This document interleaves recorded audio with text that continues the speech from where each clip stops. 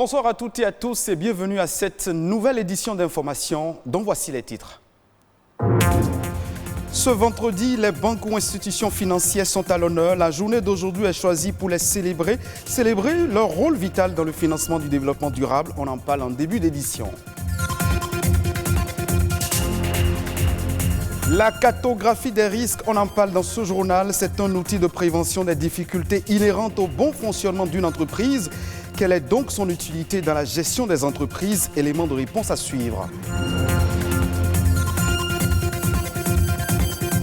Le Bénin des arts et de la culture se réveille pour un secteur culturel qui peine à décoller. Des acteurs culturels ont échangé récemment sur le renouveau des arts et de la culture. Les détails sont à suivre.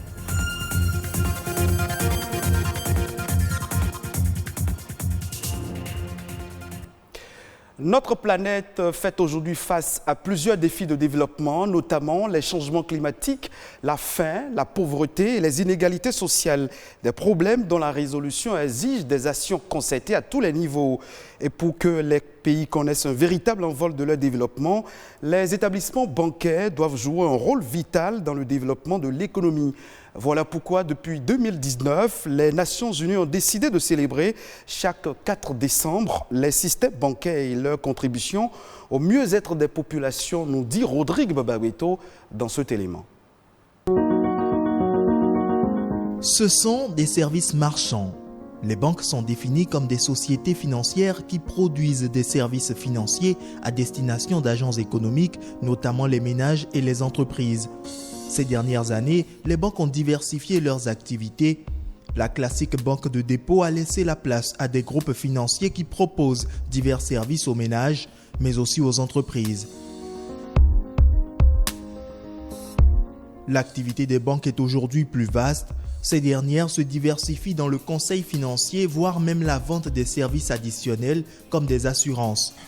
Acteurs essentiels pour le financement de l'économie, les banques financent en effet les activités économiques des entreprises que sont par exemple les investissements, les nouvelles machines ou agrandissements des locaux, ainsi que les projets de consommation ou d'investissement des ménages, par exemple l'achat d'une voiture, les travaux domestiques ou l'investissement des ménages et l'achat d'un logement. Les banques sont les principaux établissements de crédit dans un système traditionnel de financement. De plus en plus concentrés et internationalisés, les établissements de crédit contribuent au financement de l'économie tant par le volume des crédits octroyés que par la transformation qu'ils assurent. On distinguera donc la banque de détail et la banque de financement et d'investissement BFI. L'éradication de la pauvreté sous toutes ses formes et dans toutes ses dimensions, y compris l'extrême pauvreté, est le plus grand défi mondial et une condition indispensable au développement durable.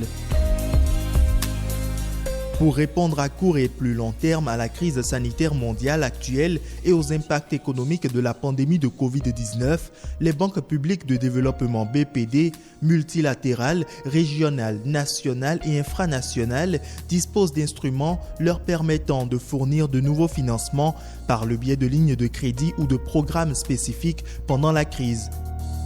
Elles peuvent donc donner un coup de fouet important au plan de relance, aux efforts de redressement et à la transformation structurelle à long terme.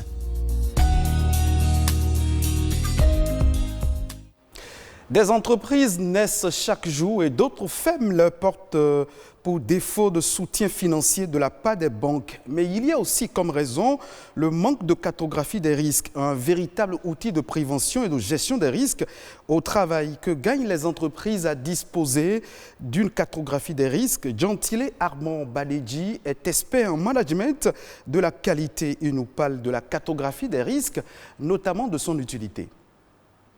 Des entreprises ferment leurs portes juste parce qu'un risque n'a pas été identifié ou bien un risque a été identifié mais a été mal évalué ou bien a été identifié mais a été carrément ignoré.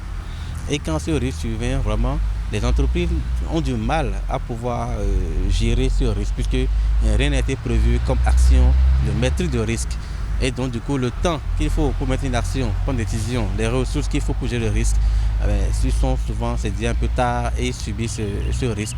Ils perdent soit des marchés, ils perdent soit des clients, ou bien carrément c'est des risques liés à la fiscalité, à l'impôt, ils sont fermés, sont redressés. Voilà, donc beaucoup d'entreprises aujourd'hui ferment leurs portes et des projets échouent juste parce que l'aspect risque est souvent négligé. J'invite et j'exhorte les chefs d'entreprise à identifier les risques liés à leur activité.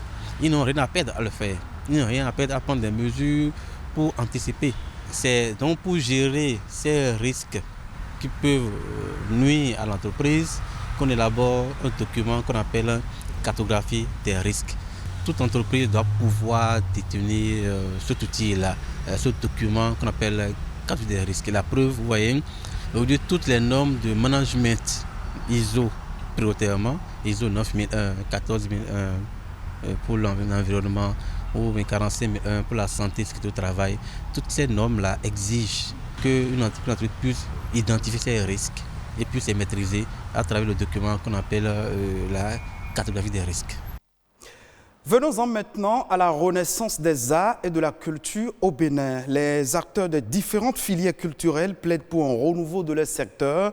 Ils se sont récemment réunis au stade de l'amitié Mathieu Kérékou durant plusieurs jours pour discuter autour des difficultés qui minent l'activité artistique et culturelle. Ces acteurs ont aussi changé sur la nécessité d'être soutenus par l'État central pour un rayonnement des arts et de la culture au Bénin. Les précisions.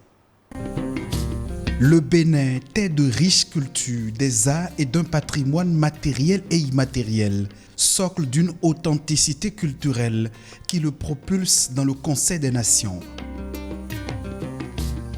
Pour que l'État tire le maximum de profit de ces richesses culturelles et touristiques, il importe qu'une priorité leur soit accordée dans les différents projets de développement, pensent certains acteurs culturels.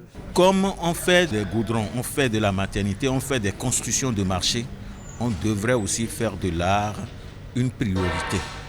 Et ça implique obligatoirement l'État. Quand vous allez en France et que vous circulez dans les rues de Paris, vous voyez les grandes bâtisses qui datent de 500 ans. Lorsque vous allez en Chine, vous visitez la Grande Muraille de Chine. Ce sont des bâtisses qui ont été construites il y a 400 ans, 500 ans. Et ceux-là qui les ont bâtis avaient un souci de souveraineté culturelle. La culture fonctionne de cette façon. Les États se battent pour la souveraineté dans le concert des nations. Les États se battent pour une certaine présence, respectabilité dans le concert des nations. Et c'est pour ça qu'on dit que la culture n'a pas de prix. La culture n'a pas de prix et à ce titre, le secteur des arts et de la culture au Bénin mérite d'être doté d'une loi sur le financement de la culture, d'un cadre légal d'expression des talents et d'un marché local et sous-régional pour l'émergence des industries culturelles durables. Mais avant, des voix s'accordent sur la nécessité de structurer le secteur. Quand vous n'êtes pas structuré et vous parlez devant l'État, il y a des financiers. Pour mettre de l'argent dans un secteur, les financiers ont besoin de comprendre le langage que vous parlez pour pouvoir l'adapter à eux, à leur langage. C'est aux acteurs culturels et aux professionnels de la culture de démontrer à l'État béninois qu'ils sont capables de créer de la richesse et de générer de l'emploi. Et je pense qu'une fois que ce sera fait, ce sera plus facile de dialoguer avec l'État. Dialoguer avec l'État en vue de bénéficier de son attention particulière est le vœu de ces acteurs culturels qui ont décidé échanger sur l'importance pour le gouvernement d'investir dans la renaissance des arts et de la culture. Il faudra nécessairement qu'il y ait des recommandations dans ce sens pour persuader l'État qu'il a le devoir moral, historique et idéologique d'investir dans la culture de son pays. On a déjà prévu le 11 décembre, date de vote de notre constitution, remettre les résolutions de façon officielle à notre État. Des acteurs culturels résolument engagés pour proposer aux décideurs de nouvelles stratégies de relance des arts et de la culture. Un secteur sur lequel mise le gouvernement pour impulser un nouveau dynamisme à l'économie béninoise. À présent, on fait un tour d'horizon de quelques faits de l'actualité nationale en bref et en images. C'est un condensé des informations au plan national, signé Amandine Aniambosso. La commission budgétaire de l'Assemblée nationale a adopté ce jeudi le rapport général du projet de budget de l'État gestion 2021. La prochaine étape reste la plénière qui sera consacrée à l'examen et à l'adoption du document budgétaire. Cette séance est annoncée pour le mardi 8 décembre prochain.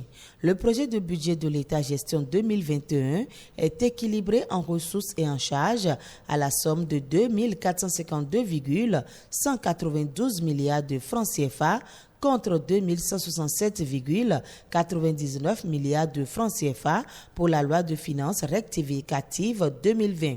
L'adoption du projet de budget va permettre au gouvernement de disposer des ressources à partir de 2021 pour poursuivre l'œuvre de développement du Bénin. Deux nouvelles conventions lient désormais le Bénin et l'Organisation mondiale du tourisme. Il s'agit d'importants investissements qui permettront d'améliorer la contribution du tourisme à la formation du PIB avec un flux touristique qui passera de 300 000 visiteurs aujourd'hui à 1,5 million de touristes par an à l'horizon 2025. Pour ce qui concerne les mesures d'accompagnement et d'assainissement du secteur et qui viennent d'être confiées à l'Organisation mondiale du tourisme à travers ces deux conventions, elles concernent l'actualisation du système d'octroi des agréments, les licences et le classement des entreprises touristiques et la mise au point du système des statistiques du tourisme et du développement d'un compte satellite du tourisme. Conseil des ministres du mercredi 2 décembre 2020, le gouvernement adopte des mesures pour l'assainissement, l'achèvement et la clôture des opérations de lotissement et de remembrement foncier urbain en cours sur l'ensemble du territoire national. Ainsi, les opérations autorisées et conduites conformément aux tests en la matière seront clôturées. Les opérations partiellement appliquées seront soit achevées et clôturées, soit en cas de recasement déjà engagé, audité et poursuivi après mise en conformité.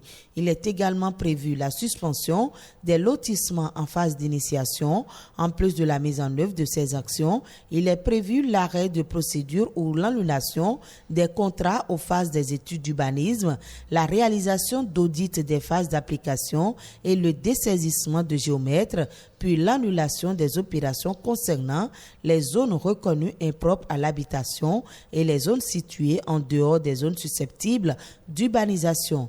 Le Conseil a instruit les ministres concernés de conduire méthodiquement à leur terme toutes les opérations préconisées.